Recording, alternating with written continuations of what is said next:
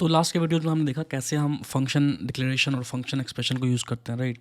ये हमारा older approach है जो हम फ्रिक्वेंटली यूज़ करते थे अब तक, ठीक है। लेकिन आफ्टर ES6 जो है, जो हमारा जो फंक्शन को राइट करने का जो वे हो गया है वो काफ़ी हद तक इम्प्रूव हो गया, ठीक है।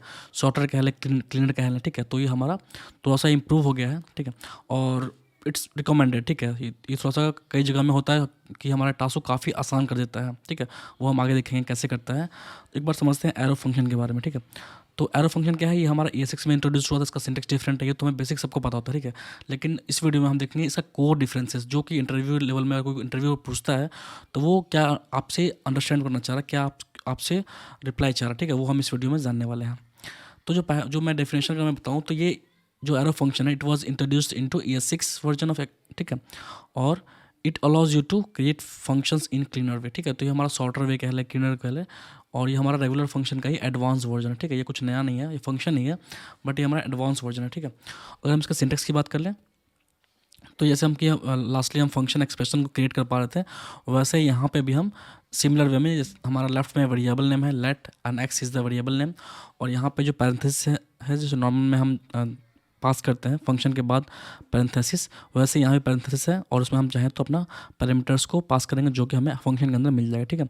और यहाँ पे हमारा फैट एरो है जो कि हम एरो, इसकी वजह से इसका नाम एरो फंक्शन दिया गया, ठीक है। तो यहाँ पे फंक्शन कीवर्ड को हटा के यहाँ पे राइट साइड में फैट एरो यूज़ किया गया है, और उसके बाद एज इट इज जो हमारा कर्ली ब्रेस स्टार्ट होता है और एंड होता है, उसके अंदर जो बॉडी होती है उसमें कोई डिफरेंस नहीं, ठीक है।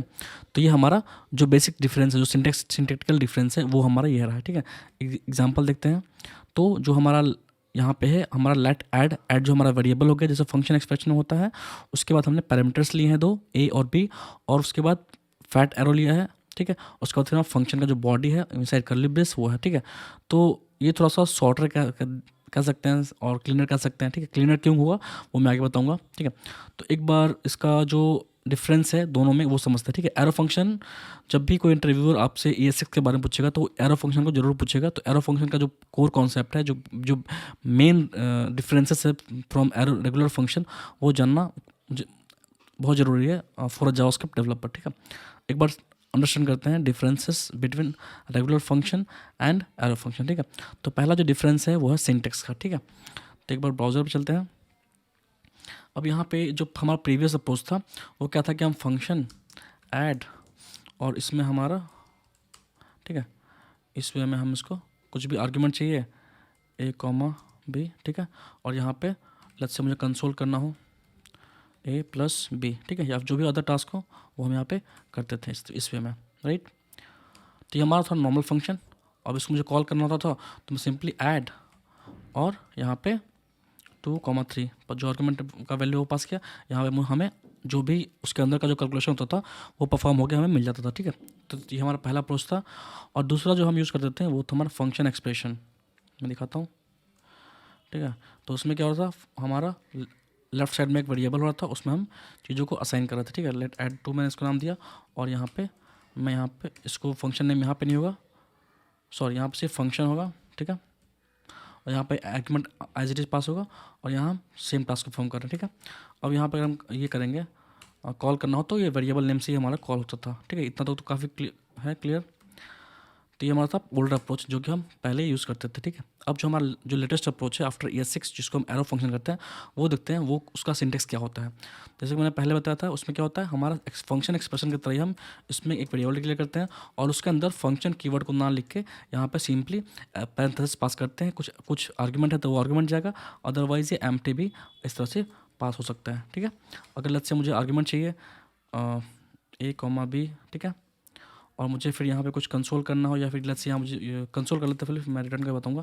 सिंपली मुझे कंसोल करना हो console.log और यहाँ पे A+B मैंने कर दिया, ठीक है, ठीक है। मुझे कॉल करना है तो कॉल करने का वे एज इट इज़ है, डायरेक्ट कर लो इनडायरेक्ट कर लो, तो ये हमारा कॉल हो जाता है इजीली, कोई दिक्कत नहीं, ठीक है। ये हो गया, ठीक है। तो ये हमारा सिंटेक्टिकल डिफरेंस हो गया, ठीक है। एक और डिफरेंस है कि अगर इस तरह का फंक्शन जो होगा, लेट्स से मैं इसे कॉपी कर लेता हूँ, ठीक है। हमारे पास इस तरह का फंक्शन होगा, ठीक है, इस तरह का हमारे पास कोई फंक्शन है, ठीक है, ओके। अगर मेरे पास यहाँ सिंगल लाइन ऑफ स्टेटमेंट है, ठीक है, तो मुझे क्या करना होता है, कोई वैल्यू यहाँ से अगर मुझे रिटर्न करनी हो तो मैं सिंपली लिखता हूँ रिटर्न A+B, ठीक है। अगर मुझे रिटर्न करना हो तो, और यहाँ पे मैं सिंपली ऐड 3 करके यहाँ पे इस वे में इसको कॉल करता था, ठीक है, 3 7, तो हमें रिटर्न मिल जाता था, ठीक है। ऐड 3 इज़ ऑलरेडी डिक्लेयर्ड, मैं इसको 4 कर लेता हूँ, सॉरी,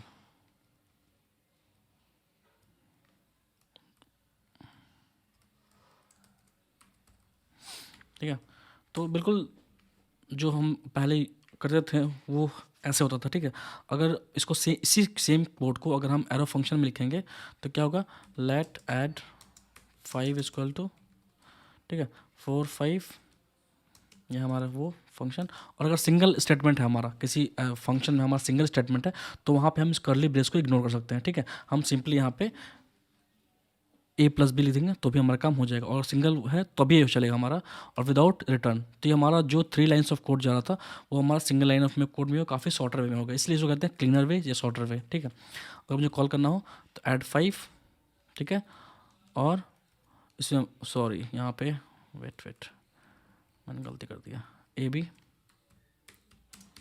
ठीक है। मुझे कॉल करनी हो तो 6 9, ये हमारा रिटर्न हो जाएगा जो भी है, ठीक है, यहाँ 15।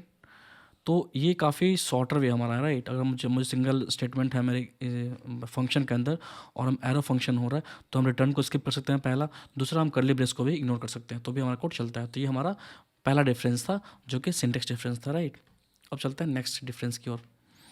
तो जो नेक्स्ट डिफरेंस है वो हमारा arrow function do not have their own this, ठीक है। तो ये हमारा है कोर रीज़न, कोर डिफरेंस कह लें between arrow function and regular function. और जब भी इंटरव्यूअर आपसे इंटरव्यू में पूछता है तो वो आपसे यही आंसर एक्सपेक्ट करता है, ठीक है।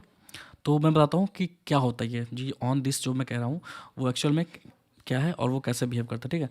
तो इसके लिए पहले समझते हैं कि जो हमारा ओल्डर अप्रोच था, जो हमारा रेगुलर फंक्शन था, उसमें दिस कैसे वर्क करता था, ठीक है। तो हम जी ये मैंने पहले अपने जो प्रीवियस वीडियो में मैंने जो एग्जांपल यूज़ किया था सेम एग्जांपल मैं यहाँ पे यूज़ कर रहा हूँ, ठीक है। अब समझते हैं इसमें दिस का क्या फंडा है।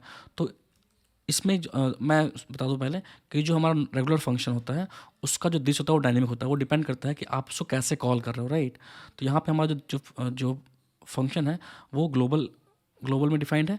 अब मैं इसके यहाँ पे इसका दिस को देना चाहूँ कि इसके अंदर क्या दिस हो मिल रहा है, ठीक है। ये मैंने किया दिस वैल्यू ऑफ दिस, ठीक है। तो ये हमारा एक नॉर्मल फंक्शन है, ग्लोबल स्कोप में डिफाइंड है, ठीक है। और यहाँ पे मैं इसको कॉल कर रहा हूँ, ठीक है। तो देखते हैं इसका कि ये दिस क्या प्रिंट करता है, ठीक है। तो मैं इसको रन करता हूँ,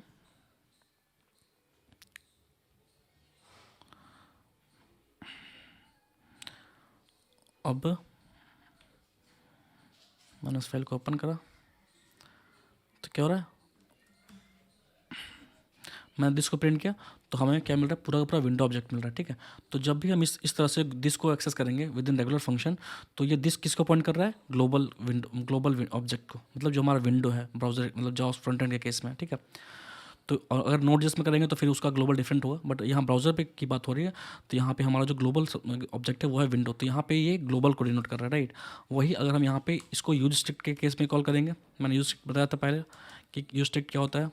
अगर यूज स्ट्रिक्ट के केस को यूज करेंगे तो फिर देखते हैं हमारा जो आउटपुट वो हमारे ये दिस है वो किसको पॉइंट करता है। अगर हम यूज स्ट्रिक्ट मोड में इसको कॉल करेंगे तो ये हमारा अनडिफाइंड को, ये हमारा दिस है वो अनडिफाइंड हो जाएगा, ठीक है। तो ये डिफरेंट केस में डिफरेंटली बिहेव करता है, ठीक है। तो हमने देखा 2 सिनेरियो में ये डिफरेंट वैल्यू दे रहा है, ठीक है। एक था हमारा अनडिफाइंड जो यूज स्ट्रिक्ट के केस में किया, और एक में हमारा आ रहा है ग्लोबल ऑब्जेक्ट मतलब विंडो, ठीक है। तो इसका बिहेवियर 2 बार में चेंज हो गया, तीसरा चेक करते हैं कि तीसरे बार में कैसा बिहेव करता है, ठीक है। तो तीसरे बार चेक करने के लिए लेट्स से हम इसको ये करते हैं, और यहाँ पे जो हमारा एनोनिमस फंक्शन था उसको हम देखते हैं फंक्शन, और यहाँ पे ठीक है। तो यहाँ हमारा एनोनिमस फंक्शन है, ठीक है। और इसको हम टेस्ट बटन के क्लिक पे कॉल करें तो यहाँ पे देखते हैं जब इस वे में फंक्शन डिफाइन होता है तो उसको किसको डिनोट करता है, ठीक है। चलते हैं ब्राउज़र पे,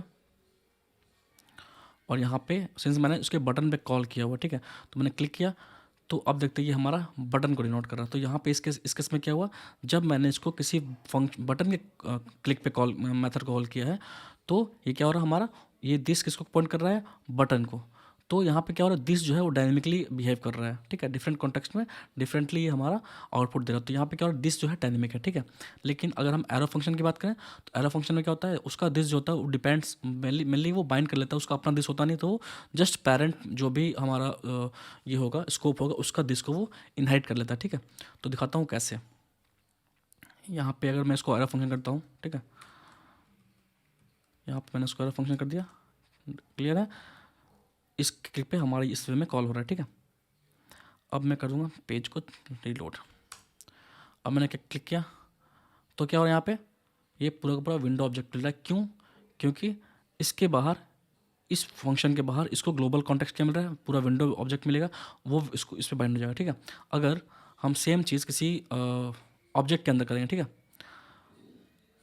मैं लेट्स से एक मैं ऑब्जेक्ट लेता हूँ यूज़र, ठीक है, उसका एक प्रॉपर्टी है तो नेम, ठीक है, और नेम लेट्स से पंकज, और ग्रीट नाम का एक मैंने फंक्शन ले लिया, ठीक है।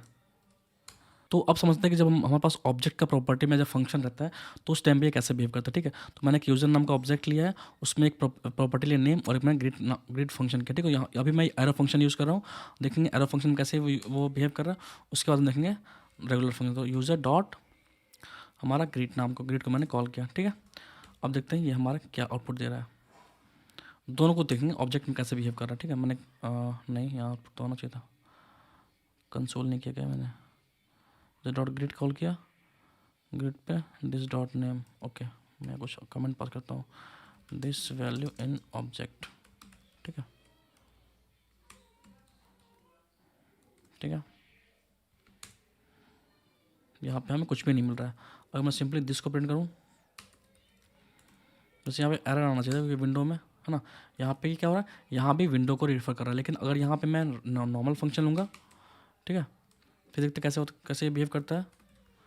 तो बेसिकली क्या हो रहा है, दिस जो हमारा एरो केस में, एरो फंक्शन केस में हमारा ग्लोबल नहीं, जस्ट पेरेंट स्कोप को वो ये कर रहा है, मैप कर रहा है। तो इसका अपना दिस नहीं होता, ये पेरेंट का को ही है डिनोट मतलब रेफर करता है, ठीक है। अब देखते हैं हमारा रेगुलर फंक्शन जो हमने यूज़ किया यहाँ पे, ठीक है, उसमें दिस किसको पॉइंट करता है, ठीक है। तो यहाँ पे जो दिस है वो इसका खुद का ऑब्जेक्ट है ना। तो बेसिकली ये में हाँ मेजर डिफरेंस है between arrow function and regular function. तो डिफरेंस क्या है, arrow function doesn't have their own this, but the regular function this depends upon how the function has been called, ठीक है। तो ये हमारा मेजर डिफरेंस है between regular function and an arrow function. अब इसका नेक्स्ट डिफरेंस समझते हैं, ठीक है। तो जो नेक्स्ट डिफरेंस है वो है कि हम एरो फंक्शन का न्यू कीवर्ड को यूज़ करके ऑब्जेक्ट क्रिएट नहीं कर सकते, ठीक है। देखते हैं कैसे। तो जो हमारा ओल्डर अप्रोच था, मैं सारे प्रीवियस का कोड कमेंट करता हूँ। जो हमारा ओल्डर अप्रोच था उसमें क्या होता था कि हम लेट ऐड इक्वल टू, ठीक है, यहाँ पे फंक्शन मान लो क्रिएट किया और इस वे में किया। लेट्स से मैं यहाँ पे कुछ नहीं, बस कंसोल ही प्रिंट कर रहा हूँ, कंसोल के थ्रू मैं कुछ मैसेज प्रिंट करता हूँ, ठीक है देयर, ठीक है। और मुझे अगर इसका ऑब्जेक्ट क्रिएट करना हो तो क्या होता था, हम let Y equal to add, ठीक है, इस वे में इसका सॉरी यहाँ पे न्यू, यहाँ पे हम कर देते हैं, ठीक है। या फिर लेट्स से कुछ आर्ग्यूमेंट पास हुआ ए बी, तो यहाँ पे हम यहाँ पे इस वे में आर्ग्यूमेंट पास करते थे, ठीक है। 4 6 जो भी हमारा सिनेरियो था उस बेस पे, ठीक है। और हम यहाँ पे अगर लेट्स से हम करेंगे तो हमें कुछ भी एरर नहीं मिलेगा। मैं यहाँ पे कंसोल वाई करता हूँ तो मुझे यहाँ पे वाई के प्लेस पे ऑब्जेक्ट और जो भी मैसेज है वो प्रिंट होगा, ठीक है। एक बार रन करते हैं इसको, तो यहाँ पे हमारा है देयर, और यहाँ पे क्या है ऑब्जेक्ट प्रिंट हो रहा है। जहाँ हमने लाइन नंबर 34 में क्या हमारा ये है जो हमने वाई प्रिंट किया वो क्या है एज अ ऑब्जेक्ट शो हो रहा है, राइट। अब हमारा कोड में कोई एरर नहीं आ रहा, ये प्रॉपर चल रहा है, ठीक है। हमारा मीन्स न्यू कीवर्ड हम यूज़ कर सकते हैं विथ रेगुलर फंक्शन, ठीक है। अगर हम सेम को यहाँ पे हम अगर एरो फंक्शन में कन्वर्ट कर दें, ठीक है, तो देखते हैं क्या होता है। सब कुछ सेम है, बस मैंने फंक्शन को रेगुलर फंक्शन से हमने इसको कन्वर्ट कर दिया है एरो फंक्शन में। अब चेक करते हैं कि जो हमारा आउटपुट है वो कैसे बिहेव करता है। तो यहाँ पे पहले एरर आ गया लाइन नंबर 83 में, add is not a constructor, ठीक है। तो यहाँ पे लाइन नंबर 83 में हमने क्या किया, सिंस यहाँ पे हमने न्यू के थ्रू इसको का ऑब्जेक्ट क्रिएट करना चाहा है, ठीक है। तो यहाँ पे क्या हो रहा है, जैसे हम ट्राई कर रहे हैं वो यहाँ पे एरर थ्रो कर रहा है, ठीक है। तो यहाँ पे वही यहाँ पे मेंशन है कि we can't use new keyword, ठीक है। अब जो नेक्स्ट डिफरेंस है वो है हमारा आर्ग्यूमेंट्स का, ठीक है। तो ये जावास्क्रिप्ट का डिफ़ॉल्ट फीचर है कि हम जब हमें आर्ग्यूमेंट्स रिसीव करना होता है किसी फंक्शन के अंदर, तो हम सिंपली आर्ग्यूमेंट्स लिख के भी हम कर सकते हैं, ठीक है। तो मैं यहाँ पर दिखाता हूँ।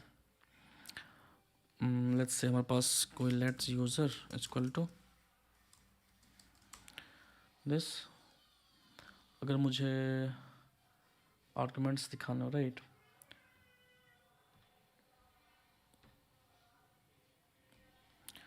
Late user equal to, sorry ये फंक्शन होगा ना,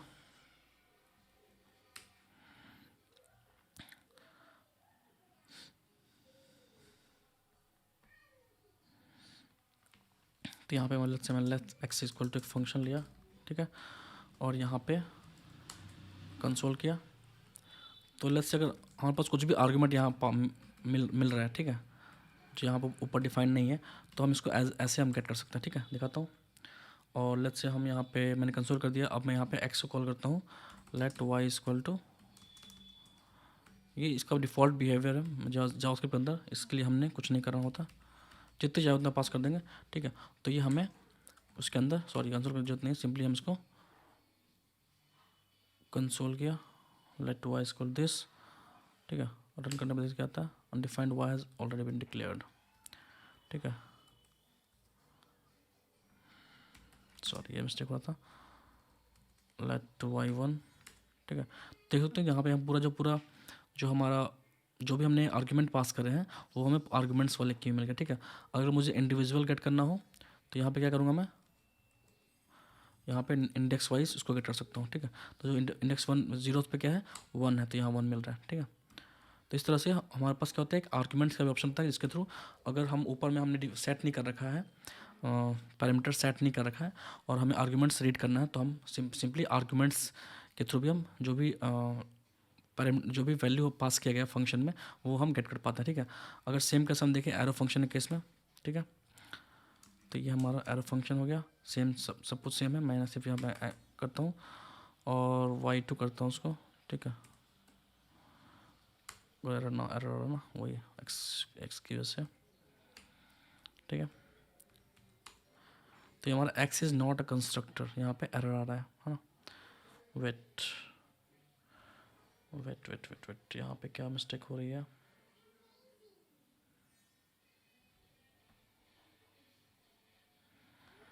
अगर सिंपली हम कंस्ट्रक्टर ना भी यूज़ करें, मे बी, तो चलो प्रीवियस वाला एरर आ गया। अगर यहाँ पे कंस्ट्रक्टर ना यूज़ करें, सिंपली x1 यूज़ करते हैं, ठीक है। x1 इससे हम यूज़ करते हैं, फिर देखते हैं।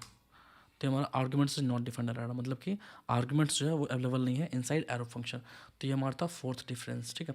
तो जब भी आप इंटरव्यू में जाओगे तो ये कॉमन क्वेश्चन है और ये फोर्थ बता दो तो भी एनफ होगा, ठीक है। तो ठीक है, that's it for now. If you like the video please like it and subscribe to this channel. Thank you, keep watching, keep learning, thank you.